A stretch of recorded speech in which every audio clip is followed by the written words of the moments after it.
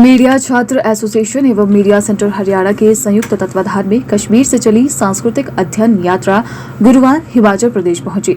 इस यात्रा में 80 कश्मीरी छात्र छात्राएं शामिल हैं। यात्रा में शामिल छात्र छात्राओं ने राजभवन में राज्यपाल शिव प्रताप शुक्ल से मुलाकात की और अपने अनुभवों को साझा किया। इस दौरान राज्यपाल ने कहा कि जम्मू कश्मीर में काफी बदलाव आया है। अध्ययन दल में आए युवा वर्तमान भी और भविष्य भी। वर्तमान को पूरा करते हुए जब ये आगे बढ़ेंगे तो भविष्य को सुनहरा बनाएंगे और विकासशील देश को विकसित देश में परिवर्तित करेंगे। जम्मू कश्मीर में अब काफी बदलाव आया है। पहले पंचायतों के चुनाव नहीं, केवल विधानसभाओं के चुनाव होते थे और अब जमीनी स्तर पर लोगों को ये लगता है कि मेरा ये अधिकार है और उस अधिकार को लेकर के अब वो अपने क्षेत्र का भी विकास कर रहे हैं। बड़े स्तर पर जो है भारत सरकार निश्चित रूप से विकास की तरफ लगे हुए हैं।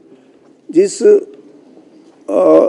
जगह को भी देखो उस जगह में विकास की संकल्पना हो रही है और अब कश्मीर की तरफ से जम्मू को भी लेकर करके पूरी की पूरी व्यवस्था सेंट्रल गवर्नमेंट कर रही है।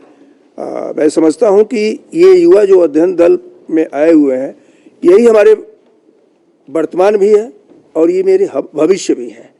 तो वर्तमान को ये पूरा करते हुए जब आगे बढ़ेंगे तो भविष्य को सुनहरा बनाएंगे और विकासशील देश को विकसित राष्ट्र के रूप में बनाएंगे। देखिए, इंटरेक्शन में उन्होंने बहुत साफ ये कहा कि अब कश्मीर में बहुत बदलाव आया है और पहले जम्मू थोड़ा अलग था, लेकिन अब उनका ये कहना है कि कश्मीर का यह बदलाव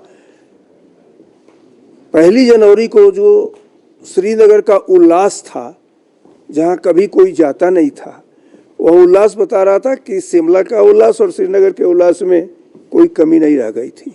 तो वही उल्लास बता रहा है कि अब वहां पर पर्यटन को भी बढ़ावा मिल रहा है, अब वहां खेती को भी बढ़ावा मिल रहा है, अब वहां से आतंकवाद को धीरे धीरे खत्म किया गया है।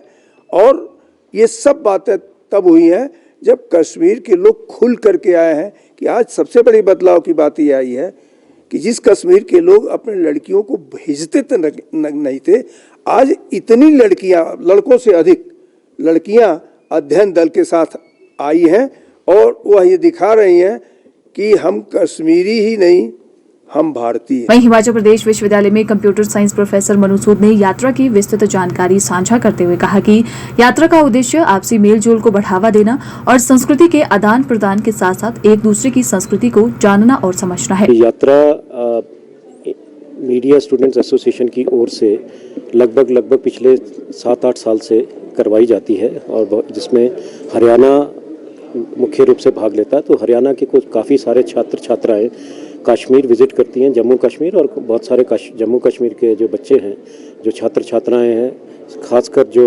कॉलेज या यूनिवर्सिटी लेवल के हैं, वो लोग विज़िट करते हैं पंजाब, हिमाचल, हरियाणा।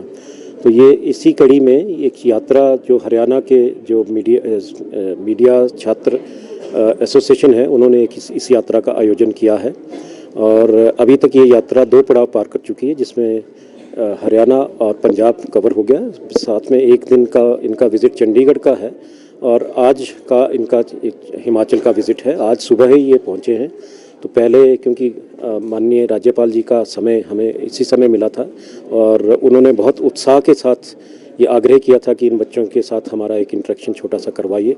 तो मुझे एक बड़ी खुशी हो रही है कि माननीय राज्यपाल जी ने इस विषय में एक बहुत सार्थक एक पहलू की है। वहीं यात्रा में शामिल हुए छात्र छात्राओं ने अपने अनुभवों को साझा किया। इंडियन मीडिया सेंटर हरियाणा और मीडिया स्टूडेंट एसोसिएशन हरियाणा है, इनके बैनर के नीचे इस यात्रा को लाया गया है और इस यात्रा के अंदर कश्मीर के जो कॉलेज के अंदर पढ़ रहे बच्चे हैं उनको सम्मिलित किया गया है। ये एक सांस्कृतिक अध्ययन यात्रा है जिसके अंदर 80 कश्मीर के बच्चे हैं, जिनमें पख्तून ट्राइब और कश्मीर के बच्चे, अनंतनाग के और अच्छाबल के, यहाँ के आसपास के सभी जो कॉलेज के बच्चे हैं वो यहाँ पे आए हुए हैं और एक संस्कृति को आपस में शेयर करने का यहाँ पे प्रोग्राम बनाया गया है। इसी के साथ जो हमारी फ़ायदा है वो हमें यही है कि हमारा जो कम्युनिकेशन गैप है वो कम होता दिखाई दे रहा है और इसी के साथ हम ये यात्रा हमारे पूरे 1 हफ्ते में हरियाणा, पंजाब और अभी हम हिमाचल प्रदेश में है।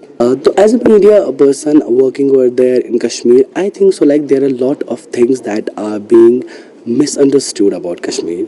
So I, as a media student, it's my first and foremost like work, my role, and my duty to let people know what is actually right.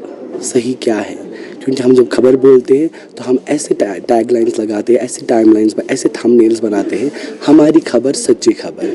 तो इट शुड बी, हम ऐसे थंबनेल्स रखें then it should be सच्ची खबर. तो same is the case with other people. If they think there are some miscommunication, misunderstood things about Kashmir, so I request them, I literally request them to please visit Kashmir to clear all this clutter once. Please come and have a look. And let me tell you an example that Kashmir has been growing its tourism. So I think that is the biggest answer for everyone. For example, if I am coming to Himachal and if I find that someone threatened me over here, I won't come next time.